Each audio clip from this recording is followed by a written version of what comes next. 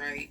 He was very just like, what do I need to do to put your mind at ease so that you know I'm in this and that I want this and that I love you and I want you to be my wife. So I was like, show me your accounts. He showed me his checking. He showed me one of his savings. He showed me a Chase savings. He did not show me the offshore. And he did not show me the U.S. bank. So he showed me those two accounts, checking and Chase savings. So I knew that there was money. What I saw in those accounts, there was money. I told him, I was like, if we're going to buy a house, I want it to be through the mortgage on Chase. I don't want to deal with this proof of funds shit no more. I said, I do not want to look at another house until the beginning of the new year. He said, okay. That is when we then had a conversation. So I guess I lied because we are going to have a part 15 or 16 tonight. But that is when we then had the discussion about marriage. And that is where religion came into play. Yeah, I'll give y'all another part to that. Okay, part 15. Did I marry? So in December of 2020, around beginning of December, we had a conversation, kind of come to Jesus heart conversation. And both of us had grown up in the church. And the fact that we were not married but living together, the fact that we was having a baby together, bothered both of us. Both of our families, my family and his family, were very adamant, like, okay, y'all either need to get married or y'all need to separate. And so I'm walking around with a ring on, which I will post a picture of the ring because, God, there's so much to look at. But anyway, I'm walking around with a ring, and so he says to me, whatever I need to do you my part to be his wife, to do. At the same time, it wasn't that I did not trust him as much as it was I felt like I wasn't trusting myself. Because again, like I said in the previous video, I know what I saw, I know what I've read, I know what I've heard. Fuck, something was constantly right with me. And every time I questioned it, the answer I was like, okay, you know he ain't lying about money. Because you saw him. So you know he ain't lying. Girl, are you that? Like, I remember saying to myself, are you that jaded that you don't even know what it's like to have a decent man?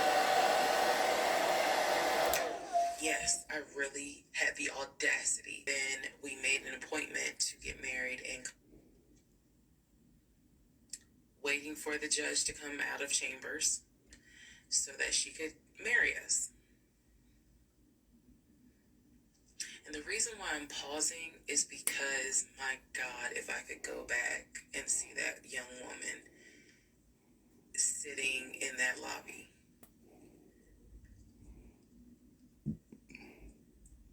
Wow. I know we can't go back in time.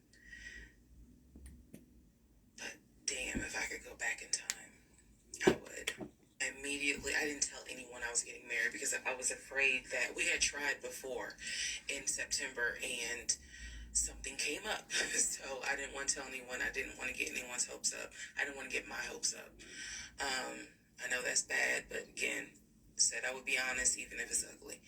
I told my mom, my family that we got married, told my friends, they could not believe it. Like my mother was relieved, but she had no idea about what was going on. My aunt was more like, really? You married him? My friend, the one who took me to the hospital for the miscarriage, was like, I wish you would have told me, like, you deserve to have people there, take pictures and celebrate and all this other stuff. And she was like, she's the type of friend, if you like it, I love it. You rock with them, I rock with them. The moment you don't, I don't either. So she was supportive. My other girlfriends were happy for me. They just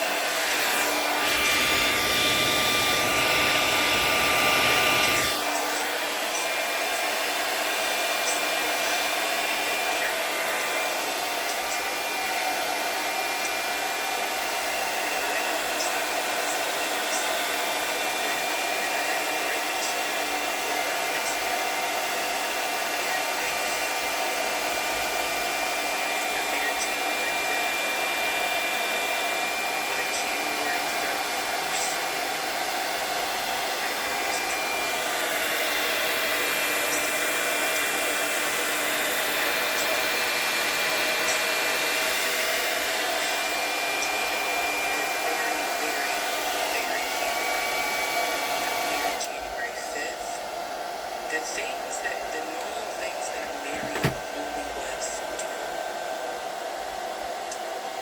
when we got married, completely stopped. And that was not by me. You always hear men talk about, hey, now that we're married, she don't. In my case, it was the exact opposite.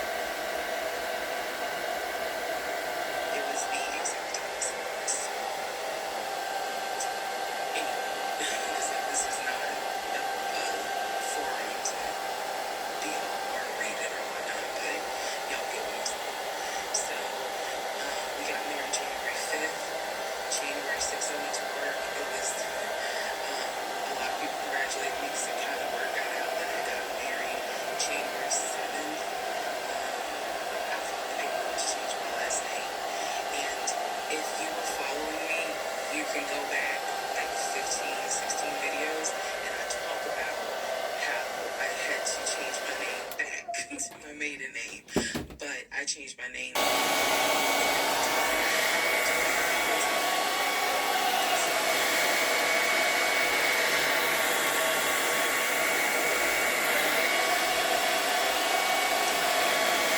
This is the interlude, basically.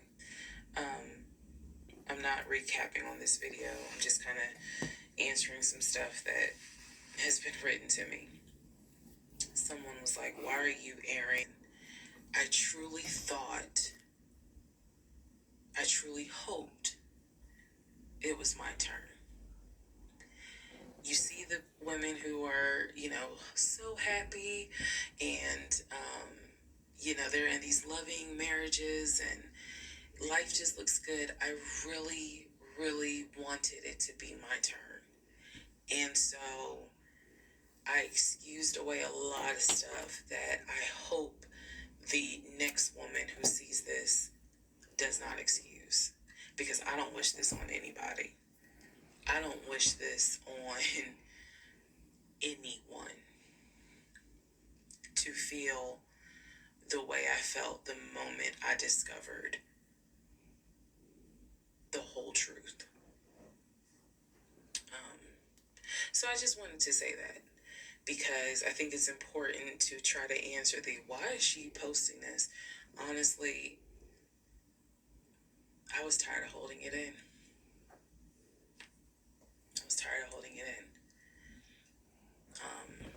And I hope it helps somebody. Okay, let's all take a deep breath. Let's all get some sleep. If you don't have anything to do and you just want to wish me happy birthday, wish me happy birthday tomorrow, February 15th. Shout out to Team Aquarius. Good night, y'all. Part 17. Who the fuck did I marry? So, for context and just to clarify some stuff, going forward, I'm going to now call my ex-husband, I'm going to use the name that I call him in real life. So that way it clears up the whole fiance, boyfriend, husband, ex-husband thing. So, his name is Legion. Anyone that knows me will tell you that is what I call him. So Legion and I, when I left off at part 16, part 15, Legion and I got married January 5th of 2021. For the first 2 weeks, things were fine. We got into like a routine, basically. I would go to work, he would go to work. He was still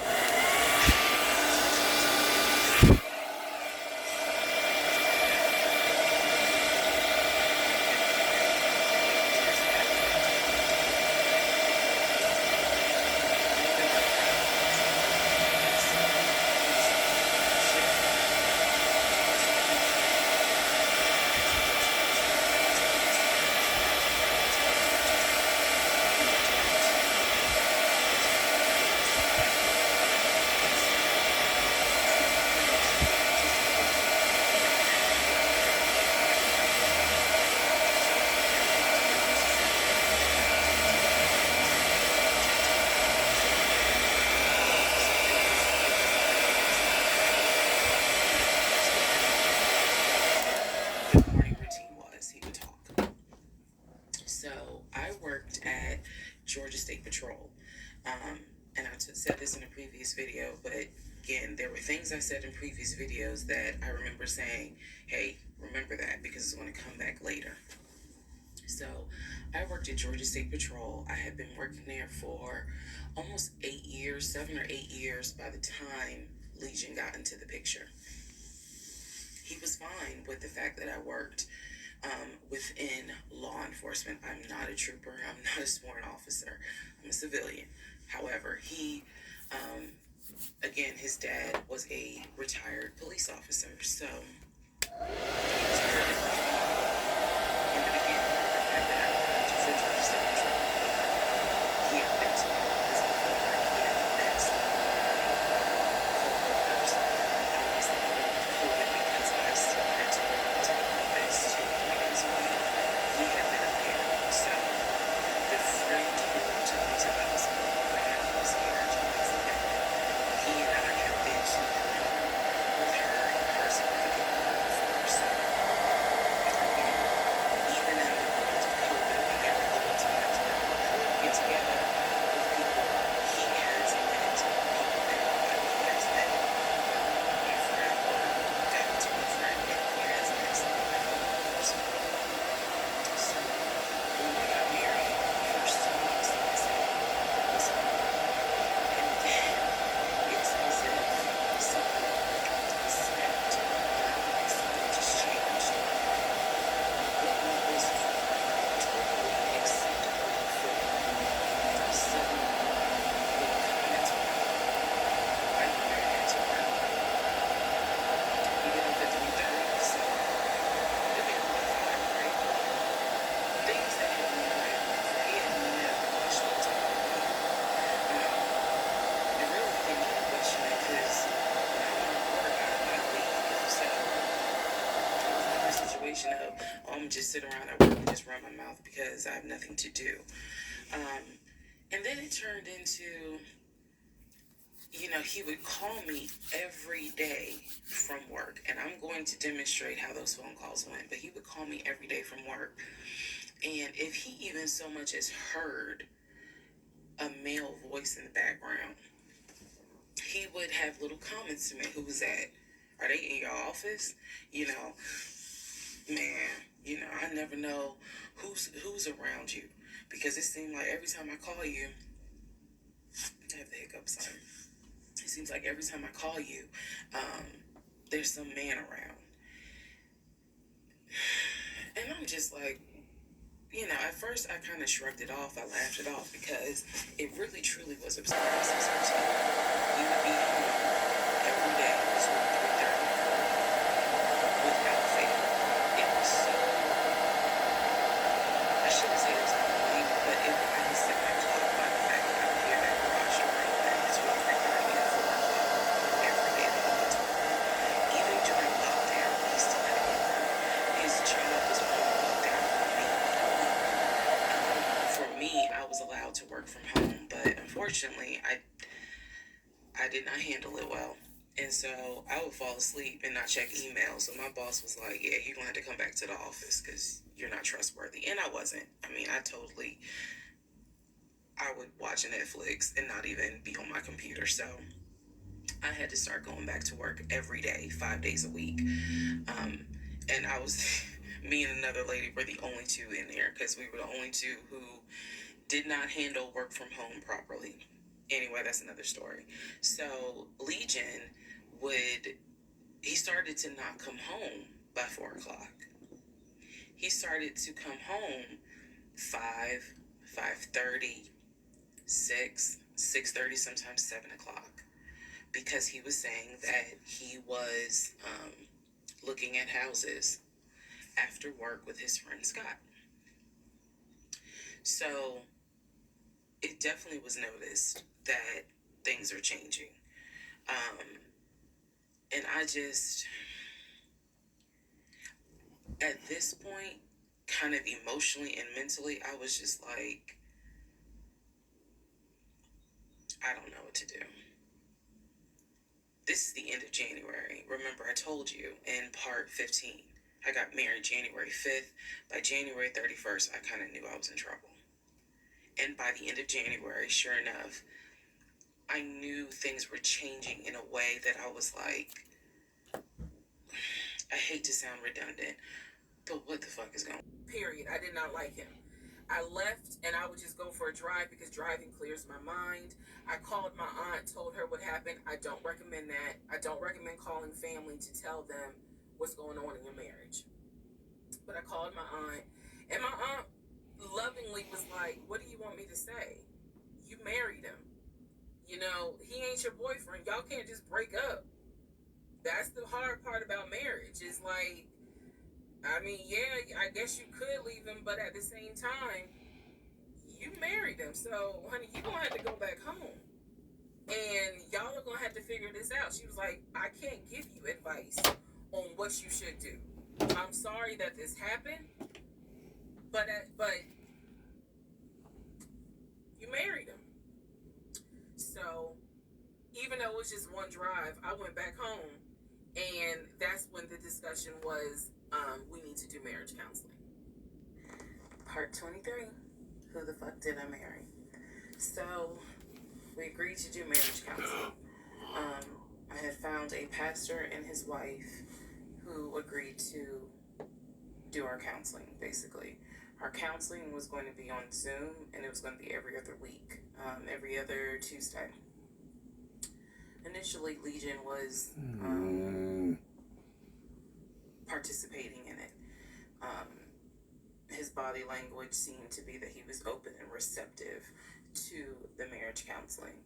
Now, the pastor and his wife were deeply concerned at the fact that we had only been married 3 months, and we were already dealing with some form of infidelity. We were in marriage counseling, and as the pastor would... And you'll find more than just dirt.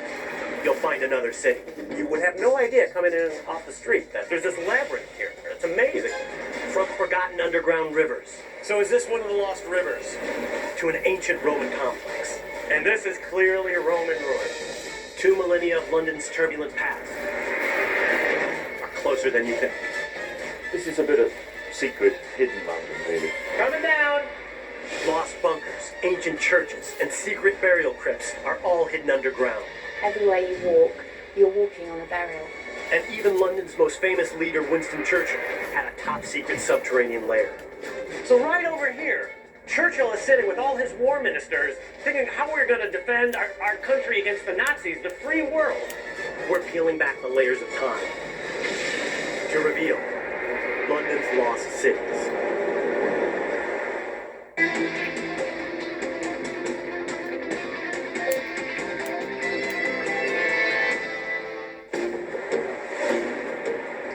For 2,000 years, this has been one of the most important cities in the world. It's endured plagues, devastating fires, civil war, and vicious bombing raids. And the evidence of it all is still here, buried underground. America! Geller. I'm in London, England, Europe's largest city and home to some of the world's most famous landmarks. Every year, more than 27 million people flock here to catch a glimpse of history. But what about the history they can't see? Most Londoners would be astonished to learn that direct links to their past lie right beneath their feet. Hidden bunkers below suburban neighborhoods, secret crypts, and traces of lost rivers exist as little as 15 feet below the surface. London's secrets are plentiful, and they're about to be revealed. What most people don't know is that while London was growing up above, the underground was expanding as well. There's an entire world buried beneath the streets, dating back to the beginnings of this city, and we're gonna find it. London's Tube was the world's first underground railway, and today it's still going strong. Every day, 3 million people rely on its tunnels for transport. But it wasn't that long ago when Londoners relied on these same tunnels to save their lives. By 1940, Nazi Germany and its Axis armies had rolled through much of Europe. The United States and Russia had yet to enter the war, and Hitler knew that Britain alone stood in the way of his domination of the continent. The Battle of Britain had begun, and London was the target. In September of 1940, fierce bombing raids began over London. Refusing to evacuate, resolute Londoners sought protection in the cellars, underpasses, and tunnels of the underground. But these makeshift bunkers in London subways were not enough. In order to protect its 8 million residents, the city needed to build bigger and stronger bunkers. Thousands of shelters were built throughout London, but 8 of them were more fortified and hidden than the rest. They were called the deep-level bunkers. And there was one man who could show me down. Andrew? Eric, how you doing? Great. His name is Andrew Smith. He's been exploring London's underground for over 20 years and knows all of its secrets. And while this inconspicuous door in the middle of this nondescript parking lot doesn't look like much, it was actually the entrance into a parallel world dating back to World War II. So this is the original bomb-proof surface building, but to get down to the shelter, we've got to go down 135 feet. Oh, look at this old lift, huh? It's an original 1940 lift. And down we go.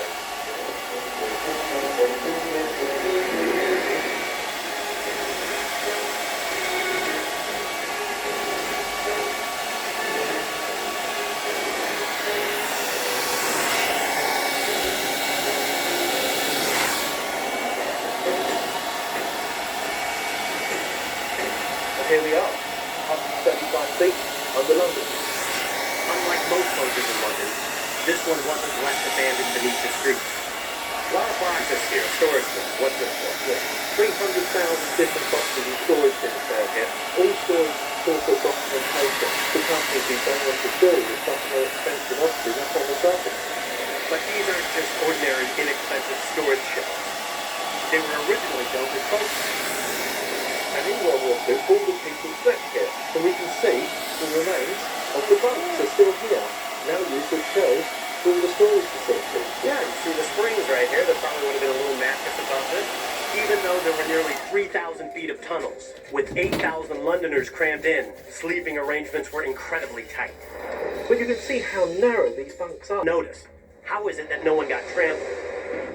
Engineers came up with an ingenious plan. This is the spiral staircase that leads up from this floor. But in order to get to the other level in this bunker, there is another staircase that was put in that runs the opposite way around the lift shaft. And here it is. So you have one staircase going one way and one staircase going the other. A lot of the other guys leave the water weight in, and then they make you pay for it. One of the things we do is when it's done being cooked, it's back down to the juices to start out with. We may take... Enemies are everywhere. And friends nowhere. To show your true heart is to risk your life.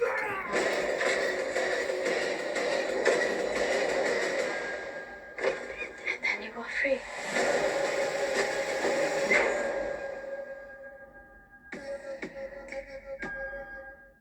Today, most people forget that this road was once a river, or that waterfront Roman ruins could be buried anywhere alongside this street. So can I have a look at these ruins? Yes, come with me.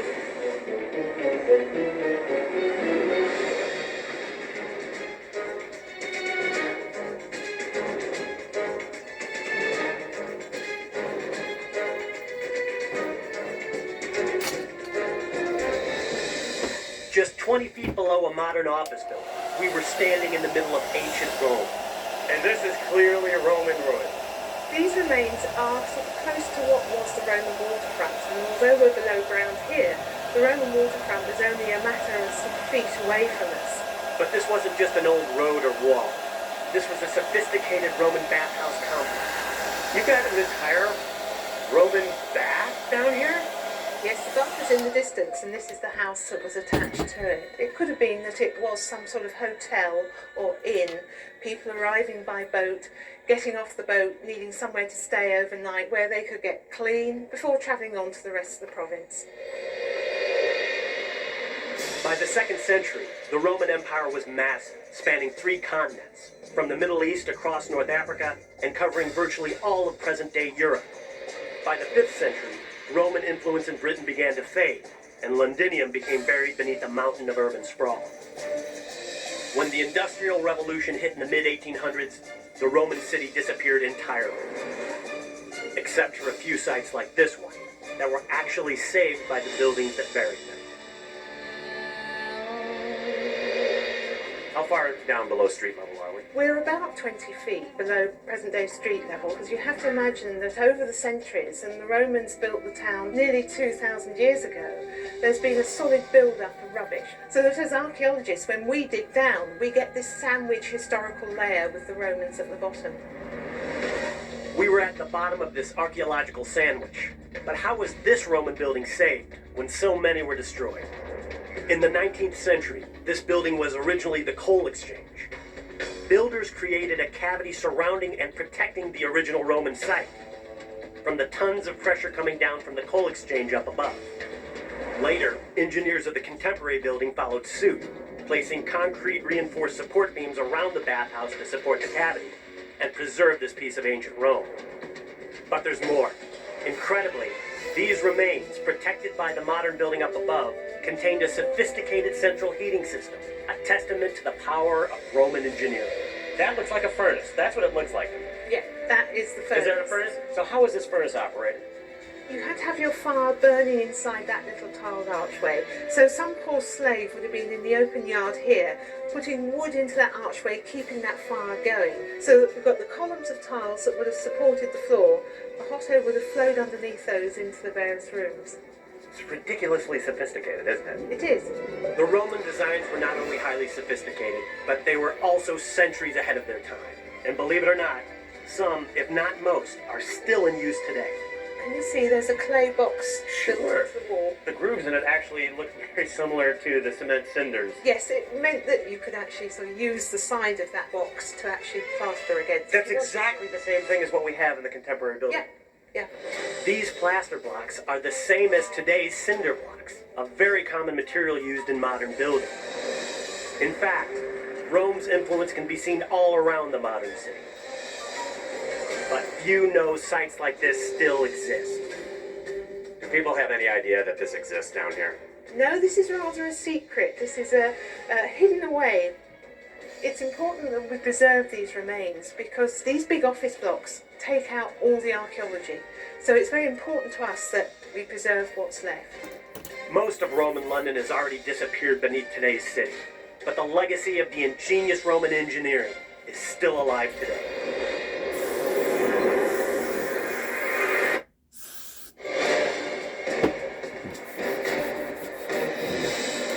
I'm walking above the Thames River. At 215 miles, it's one of England's major waterways. Years ago, its tributaries covered all of London. But by the 16th century, they methodically disappeared. Or did they? A river can't just be turned off like a tap. But that's just what city engineers did. When the Romans founded the city in the 1st century, there were nearly a dozen rivers that flowed through open fields into the Thames. Today, they've all but vanished. But they're not entirely gone. If you know where to look, you can still see signs of these long-lost rivers. In fact, the city's famous streets and parks still bear their names. Fleet Street runs atop the old Fleet River. And years ago, the cars driving down Farrington Street would have been boats. But once these rivers didn't dry up, many are still flowing, because now there's water. The rivers of London were covered up on purpose. But why would a city actually build on top of the rivers they depend on for trade and drinking water? At its height, millions of people flocked to London, and that meant two things. Number one, they needed buildings, and number two, they needed a massive sewer system to handle all of the sewage. That's right, the rivers became sewers. Paving over the rivers gave Londoners space, and redirecting the river's flow helped flush out the waste of the growing city. It's been over 130 years since the rivers were completely covered, and today, almost no one knows how to locate them, except for a man who spent his life underground. Alright, I think this is the place. Ben Nivsdale is a former flusher, or wastewater operative. Ben, by chance? Good evening. Hello.